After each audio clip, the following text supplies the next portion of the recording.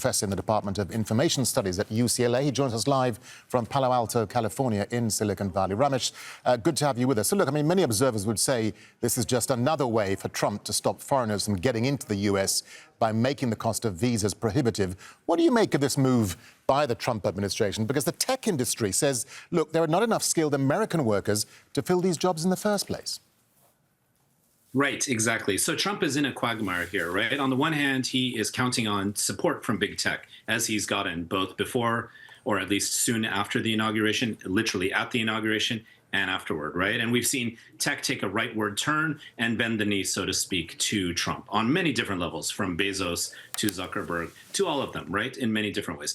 On the other hand, Trump has to play to his MAGA base, which ostensibly is built around the idea that American workers can take over these jobs, over this industry that's essentially shaking up our lives and defining almost everything, including our future. That is the technology industry. So this is a very tricky situation for Trump.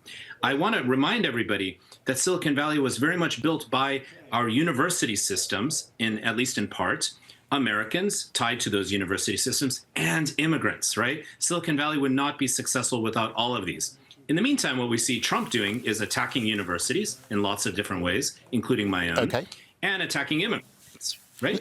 So this is a tension that he's dealing with. Yeah, Ramesh, let me just jump in there, because, I mean, this is a pretty shocking turn of events for foreign tech people trying to find jobs in the US. First, the employer has to pay $100,000 for the visa, and we're now hearing they could have to pay that $100,000 every year. That's right. That's right. Every year. And then remember, the H-1B system operates on a lottery, too. So there's no guarantee that someone is going to actually get the seat.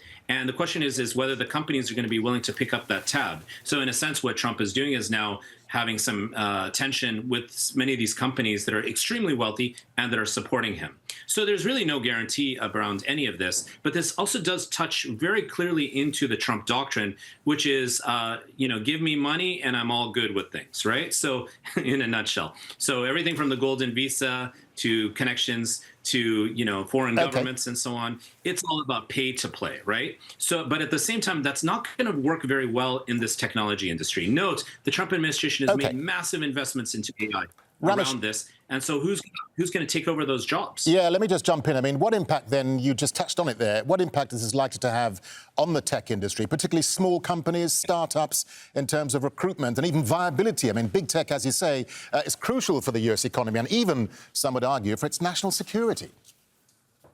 Oh, many of the senior leadership in big tech companies are people who probably originally came on H-1B, if not student visas, right? So absolutely, this is going to have a huge issue on the labor force in tech. Note already big tech is interested in hiring almost nobody and spending almost nothing, right? They're cutting many jobs, as we see already, and hiring large language model researchers, people getting pushed out by AI.